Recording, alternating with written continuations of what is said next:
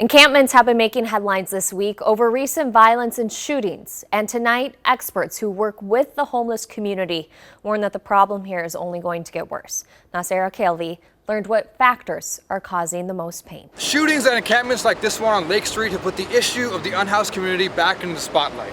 But some experts are warning that the real story is behind the scenes. We have been pretty much at full capacity with rooms maybe being available for a single night when they do turnover since COVID. Wong Murphy is the CEO of People Serving People, the state's largest provider of housing for families. It is going to get a lot worse, and we're going to start seeing the impacts now, but it's going to really be a cascade. Murphy is worried about the impacts of both federal spending cuts and an executive order signed by President Trump. Things that violate basic human rights, like arresting folks for simply being homeless, institutionalizing people against their will. President Trump's executive order, dubbed Ending Crime and Disorder on American Streets, calls for restoring civil commitment and in some cases institutional commitment for unhoused people. I'm concerned about the polarization that we're experiencing that dehumanizes people that are suffering. John Tribbett is a service director for Avivo Villages, which operates street outreach teams to contact people living in homeless encampments. And I think there's an increased level of vulnerability because that same person that didn't have a place to go and lock a door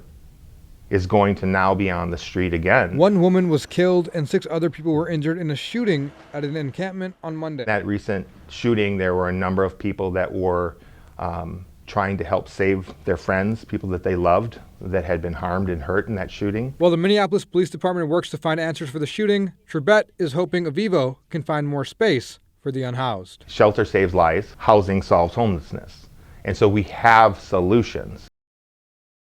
I know you've been following this story for a while, and all those experts had such interesting points. I know there is a lot of fear for what could be happening, particularly when it comes to SNAP benefits too, right? Exactly, Morgan, that's what Wong Murphy, the CEO of People Serving People, told me. He told me some of the biggest issues they're worried about is the impact of those federal government cuts. Historically, the federal government has had a pretty big role in boosting some of these local nonprofits, and he's concerned about just what's going to happen once the funding dries out.